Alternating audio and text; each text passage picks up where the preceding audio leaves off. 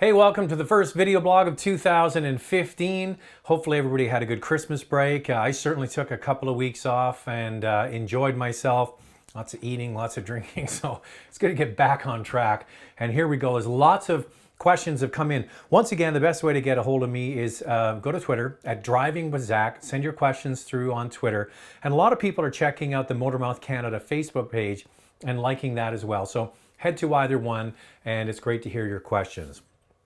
All right, the first one comes from Michael Mangold. Why don't you like Bliss? This is the blind spot warning systems that you have on many cars.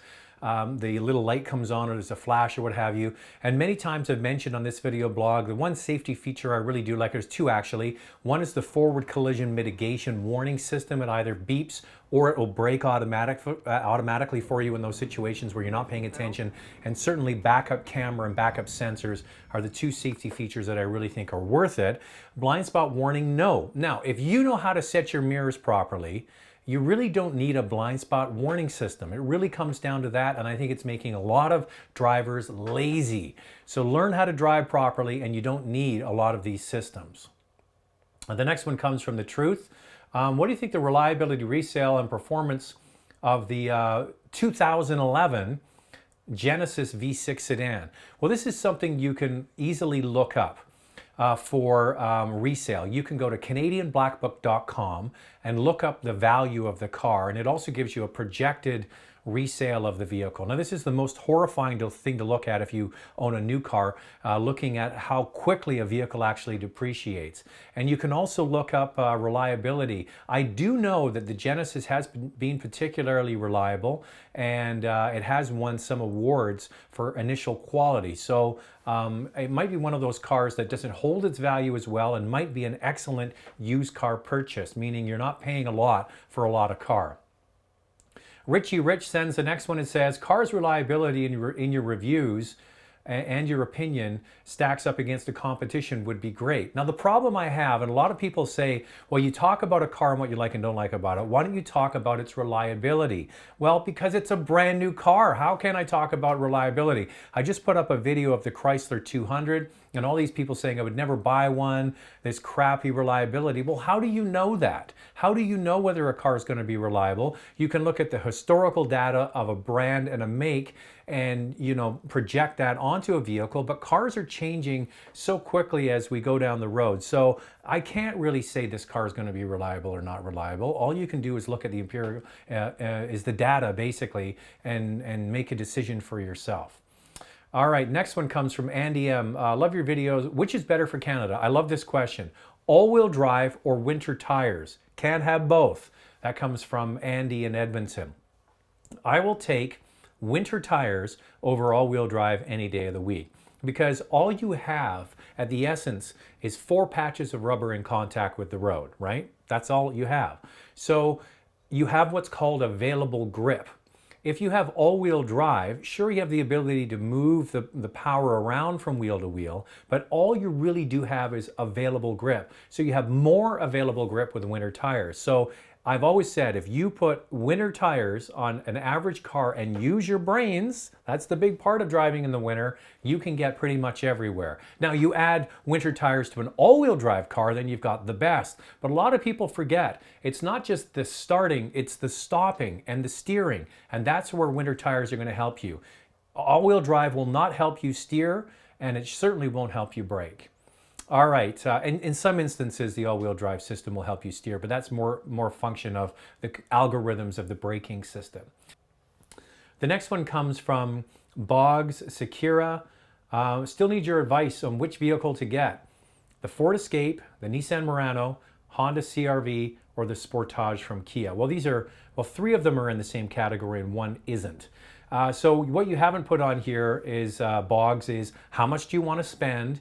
What do you need it for? This goes in the dumb question category. I get these kinds of questions all the time. What's the best vehicle for me to buy? Well, I don't know what you do with your car. So if you're going to send a question, tell me specifically what you need it to do. I have a family of 4. I like to go skiing on the weekend. I like performance-oriented handling and engine power. I like a good fuel economy. I don't care about engine performance and handling. I don't go skiing on the weekend. Like, give me a little bit more. My budget is between $25,000 and $30,000. I want fuel efficiency over power, or I want power over efficiency. Like, this is, that's a dog's breakfast. So I still think that the best small SUV in the market is the Honda CR-V. That's just me. Sean Gray writes, on my list would be the Audi S3, the BMW M235, the Golf R, and a Cadillac ATS V-Sport. Not a big fan of domestic cars, interested in what you like. Okay, well, if you don't like domestic cars, we'll take the Cadillac out. And you're looking at the S3, the Golf R, and the M235. Well, the S3 and the Golf R are basically the same underneath. You've got the same engine, same transmission, same all-wheel drive system, built off the same platform. Volkswagen runs away and turns it into a Golf R. Audi turns it into an S3. You can get a Golf R fully loaded. It's going to be around $40,000 in Canada. At 44 is where the S3 starts off. Then you have to add in more packages to get it fully loaded. So if you're budget conscious, the Golf R wins. If you're not, then the S3 wins. Then you throw in the BMW M235, which is a fantastic product, now available with all-wheel drive. The first year it wasn't. So you're talking about 300 horsepower on every single one of these cars. Actually, it's more with the M235. I think it's 325, something like that. I don't know. That's a really, really tough one. What you need to do is get yourself behind the wheel of either an S3 or a Golf R, and then the M235, and decide which one you like. That would be a real toss-up for me. I think I would probably lean towards the BMW, but the design of the Golf R definitely is more useful with the 4 doors and the hatchback. Miko Spud says, the wheelbases. Why do vehicle manufacturers create long wheelbases? Is it aesthetics and handling?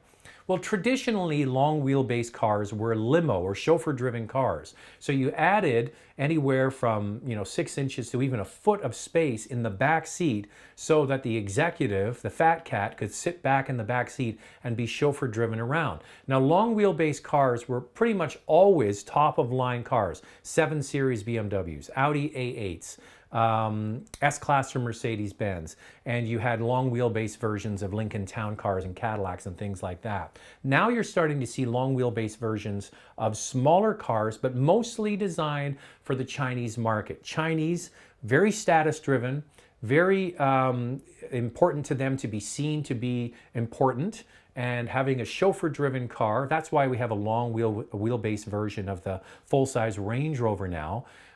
Executives being driven to their plant or their factory or whatever they're doing, and they have done that now to 5 Series and even 3 Series. So we're starting to see a few of those cars showing up in our North American market, but typically long wheelbase cars are a small percentage of the Canadian marketplace. Here's a perfect example.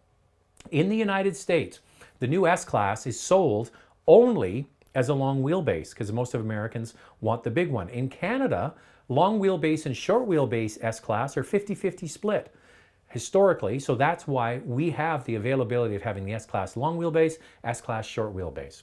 So it's really all comes down to the individual markets.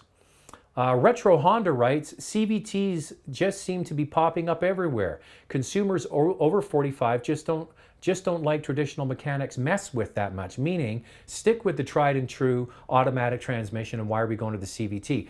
Now, I talked earlier about the CVT probably is my favorite in the small SUV class. The one thing that's holding me back from really giving it the gold seal of approval is that new transmission.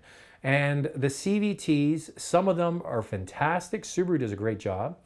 Nissan does a good job. Honda is okay, but we're seeing a lot of these popping up, and they're not really the best when it comes to driving dynamics. So that goes back to the original point. Do you like traditional, sort of easygoing? Do you like performance-oriented? If you're somebody that likes a little bit more performance-oriented, then a CVT probably isn't for you, except if you get the Subaru one. So It's something that is being forced upon consumers because of fuel economy standards. And that's really why we have 9-speed automatics, 8-speed automatics, and CVTs. I would prefer a traditional gear transmission as well. Republic of Doyle writes, gear selectors are all over the place now. Buttons, dials, stocks, etc. Is this for better ergonomics, driving style? Yes, it's for making more space in the center console. Having a rotary dial on the dashboard like the Ram pickup truck that I just picked up today offers a huge center console now to put drink holders and a place to put your phone and all that kind of stuff. So it's an electronic switch. What drives you crazy is when they go to an electronic switch, but it still takes up the exact same space. You're seeing that in the new Acura. BMWs have an electronic toggle to move their gear selector, but it takes up the same space as the old one. So at least if you're going to make it a push button or rotary dial, get it away from the center and give me more real estate there for my super big gulp.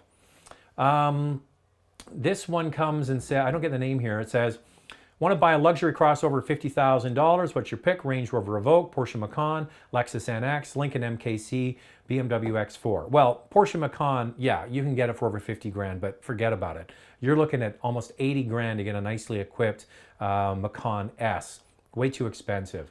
The Lincoln MKC, I got horrible fuel economy in that one. Nice product, horrible fuel economy.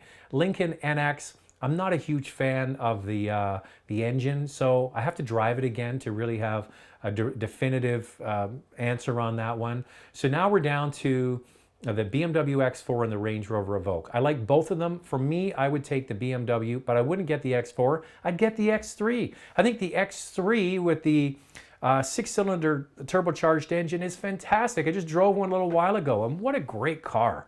I mean, for the price, you know what? Get the X4 or the X3. It's the same vehicle. One just has a different look to it. So that's my answer.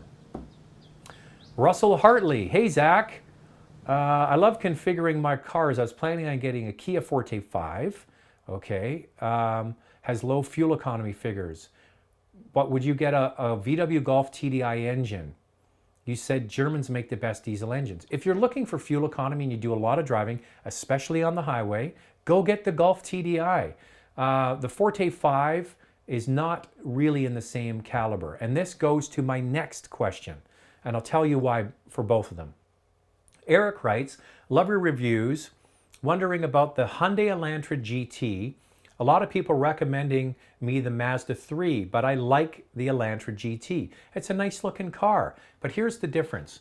We're talking about the Kia Forte 5 and the Elantra GT. They're the same car, Hyundai and Kia. We know that, right? Now, the Mazda 3 and the Golf both have one major ingredient that those other two cars don't. Independent rear suspension. Now, when you drive the Elantra GT or the Forte 5 next to a Golf or next to a Mazda 3, and you start throwing it around in the corners or just driving on the highway, you will notice a major difference in the way that the vehicle handles. So for me, I am somebody that puts an emphasis on handling and driving dynamics, so that is important to me. And if I was going to buy a Volkswagen Golf, the TDI would definitely be one to consider, but that new 1.8 turbo engine, that's the base engine in that new Golf, I think is pretty hard to beat. So there's my answers for this lineup. I know it's a bit longer today because so many people texted and what have you, or sent me tweets at Driving with Zach through the holidays, and I didn't do it. I took a little break, so bad on me. But anyway, there you go.